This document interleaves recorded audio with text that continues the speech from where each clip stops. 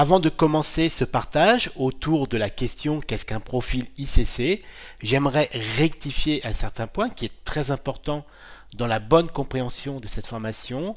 Il ne faut pas confondre un profil ICC avec un espace colorimétrique. Comme on va le voir plus précisément par la suite, un profil ICC est forcément lié à un périphérique, donc une imprimante, un écran, etc.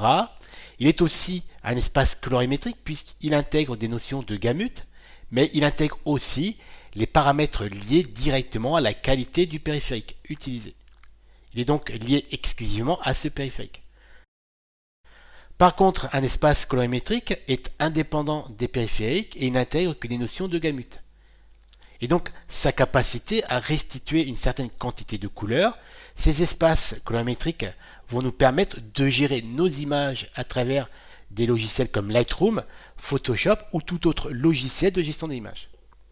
Mes propos peuvent vous paraître compliqués dès l'entrée de cette formation, mais je vous rassure très vite, vous allez comprendre pourquoi j'insiste sur ce point. Et surtout en évitant dès le départ cette confusion, l'assimilation de ce partage autour de la gestion de nos images et de leur aspect couleur se fera beaucoup plus facilement. Alors, c'est quoi un profil ICC? C'est un petit fichier informatique qui est lié soit à un périphérique d'entrée, comme nos appareils photo, nos smartphones ou scanners par exemple, ou à des périphériques de sortie comme les imprimantes ou écrans. Il est donc bien sûr très important et essentiel dans l'aspect du rendu colorimétrique de nos images, soit sur nos boîtiers photos, sur nos scanners et bien sûr sur nos imprimantes et nos écrans de retouche. Quand on parle de périphérique, ce profil ICC est généré lorsqu'on calibre tout matériel comme lors du calibrage d'un écran par exemple. Ce profil ICC généré après calibrage va informer les logiciels de gestion couleur comme Photoshop par exemple et tout autre logiciel de gestion ou d'impression d'images de sa capacité à reproduire les couleurs de nos images pour les imprimantes ou pour nos écrans de retouche, sa capacité d'afficher correctement les couleurs de nos prises de vue. Et surtout, il informe aussi, et c'est très important, du nombre de couleurs maximum qu'il peut supporter. On appelle ça le gamut. C'est donc un espace couleur, mais à la différence d'un espace couleur appliqué à nos images, celui-ci intègre des paramètres supplémentaires liés directement à la qualité du périphérique. C'est la carte d'identité couleur d'un appareil, il est donc indispensable. Cela veut donc dire que chaque périphérique a son propre profil ICC identifié, que ce soit mon boîtier de prise de vue, mon smartphone ou mon imprimante. Si par exemple je fais éditer un profil ICC pour mon imprimante avec un certain papier, ce profil ICC ne pourra être appliqué qu'à ma propre imprimante. Je ne pourrai pas le donner à mon voisin pour l'appliquer sur son imprimante. Chaque profil ICC est lié à un périphérique bien défini. Pour les capteurs de nos boîtiers photo, c'est pareil. Un capteur Canon comparé à un capteur Nikon ou Sony n'ont pas forcément la même vision de la couleur. Ils ont chacun leur spécificité et ces informations sont donc intégrées au profil ICC de chaque boîtier qui vont être ensuite pris en compte lors de la conversion vers un espace couleur de sortie. Alors soit en interne dans le cas d'un enregistrement direct en JPEG, donc dans nos boîtiers, donc avec une conversion automatisée vers un espace couleur comme l'Adobe RGB 98 ou le standard RGB, donc le sRGB, ou alors lors d'un développement donc d'un fichier RAW à travers Lightroom, Camera Raw, etc. Les logiciels d'impression ou de retouche photo qui gèrent donc ces profils ICC vont les utiliser afin d'optimiser soit le rendu sur nos écrans ou alors la qualité d'impression, donc en termes de rendu couleur de nos prises de vue. Avant de continuer, j'aimerais faire une pause rapide sur un terme très précis que je viens d'utiliser dans mes propos, qui est essentiel de bien comprendre pour bien assimiler la suite de cette formation, c'est le terme de gamut. Alors un gamut représente un espace colorimétrique incluant un ensemble de nuances de teintes qu'un matériel peut intégrer, par exemple nos boîtiers, afficher nos écrans ou reproduire donc à travers nos imprimantes, selon bien sûr leurs caractéristiques techniques. Et vous allez très vite comprendre l'importance de celui-ci dans la gestion des images à travers notre activité de photographe. Pour être plus précis, dans le cadre par exemple d'une impression image réalisé depuis Photoshop, le profil ICC de mon imprimante va informer le logiciel de gestion de couleurs de sa capacité de restitution en impression des couleurs de mon image dans la limite, bien sûr, de ses caractéristiques techniques et de ses défauts. Quand on travaille sur un calibrage d'imprimante, donc à l'édition d'un nouveau profil ICC, on doit mettre en relation le matériel, donc notre imprimante, avec ses caractéristiques, mais aussi les encres utilisées et bien sûr la qualité du papier utilisé comme support d'impression. Donc au final, le logiciel, grâce au profil ICC fourni par mon imprimante et les infos intégrées au profil, va pouvoir compenser l'ancrage pour être au plus près du rendu fidèle de ma photographie selon son espace colorimétrique affiché sur mon écran calibré. Il est très important de noter que dans tout système d'impression, ce sera toujours le profil ICC de l'imprimante qui sera pris comme référence pour l'impression de l'image. Avant de continuer ce partage autour des espaces colorimétriques et plus particulièrement sur l'application directe de ces espaces appliqués à nos images, j'aimerais conclure cet échange autour de la question qu'est-ce qu'un profil ICC? Alors il est très important de bien faire la différence, j'insiste là-dessus, entre un profil ICC et les espaces colorimétriques appliqués à nos prises de vue. Alors quand on parle de profil ICC, on parle avant tout d'un fichier informatique qui va informer tous les logiciels de gestion d'image et donc de couleurs, de leur capacité ou pas à imprimer pour nos imprimantes ou à afficher pour nos écrans telle ou telle couleur incluse dans l'espace colorimétrique de nos images. On appelle ça le gamut. Mais ce fichier ICC qui inclut donc toutes les informations de restitution couleur, le gamut, il intègre aussi tous les défauts dus à ce matériel qui va évoluer tout au long de sa période d'utilisation. En fonction de la marque d'imprimante ou d'écran, en fonction de sa fabrication, en fonction aussi de sa durée d'utilisation, de son âge, leur capacité de restitution ou d'impression vont évoluer avec le temps. Ils vont vieillir et donc il va falloir systématiquement calibrer et éditer régulièrement un profil ICC pour compenser l'évolution soit de notre écran ou de notre imprimante. Et ces défauts entre guillemets vont être intégrés au profil ICC qui est donc identifié à chaque matériel.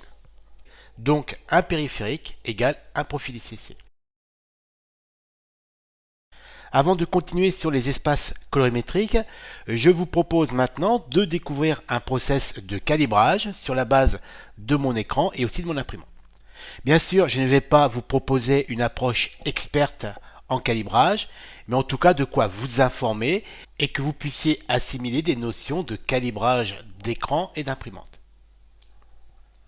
Alors, calibrer un écran, c'est pas très compliqué. Nous devons placer dans un premier temps une sonde de calibrage au centre de notre écran, dans un espace relativement neutre. L'application de calibrage va donc lancer toute une série d'affichages de teintes qui vont lui permettre d'analyser la capacité à rendre certaines valeurs de teinte de mon écran et donc au final éditer un profil ICC qui va être uniquement lié à mon écran.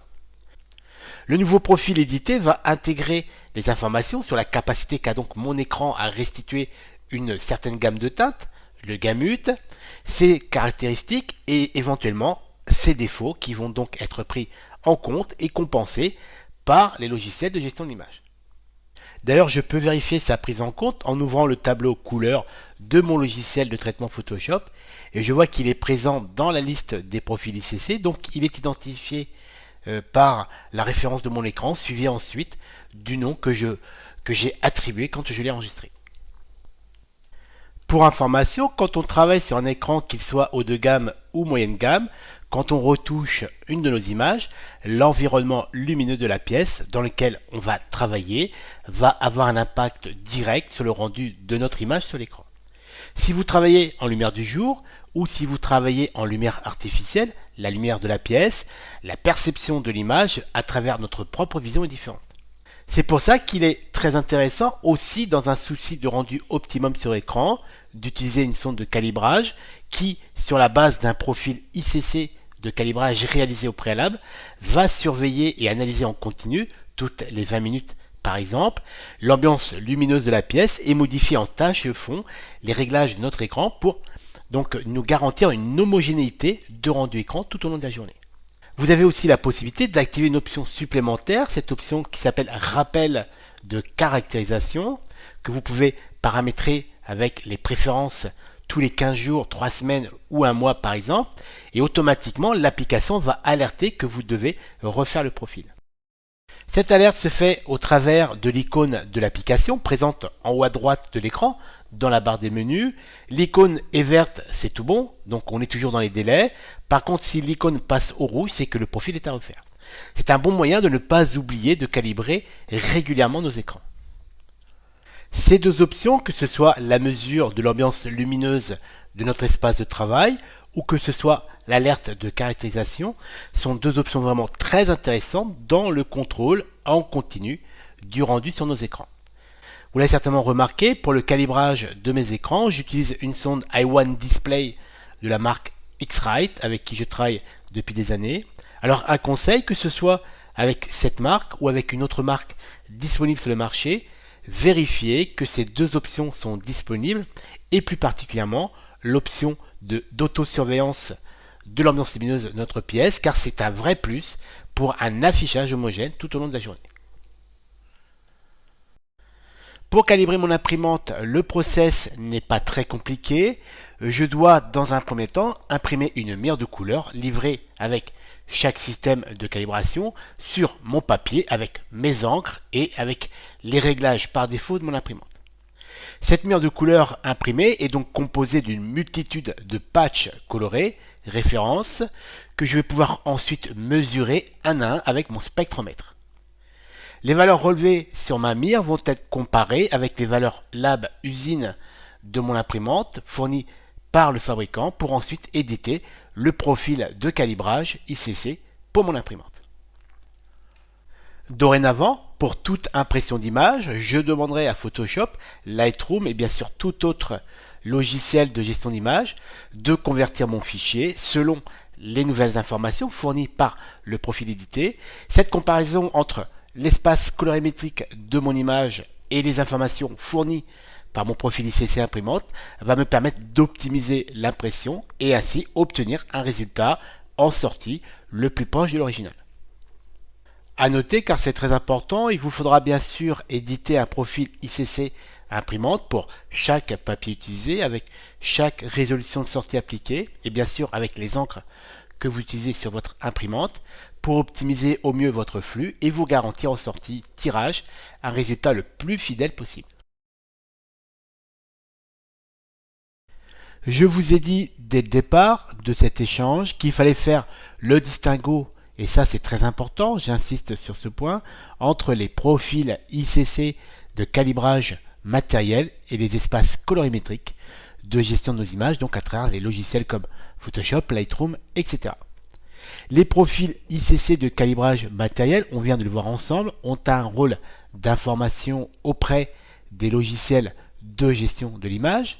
Ils intègrent donc une notion d'espace colorimétrique car ils informent sur la capacité de restitution en affichage ou en impression d'un certain nombre de couleurs, donc le gamut, mais aussi les paramètres techniques et les éventuels défauts liés au périphérique.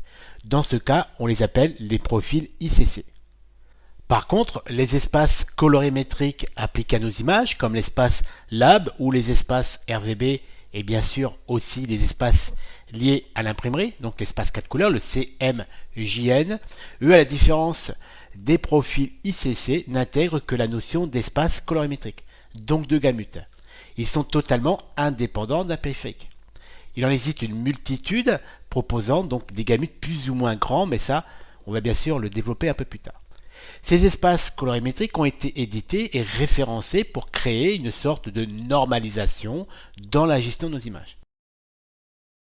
Donc logiquement, grâce aux espaces colorimétriques références, sur la base d'un écran bien calibré, et j'insiste là-dessus, donc avec un bon profil ICC, et d'une image utilisant le même espace colorimétrique, une personne qui visualise mon image à New York sur son écran, et une autre personne visualisant la même image à Hong Kong par exemple, ont logiquement exactement le même rendu image sur leur écran calibré.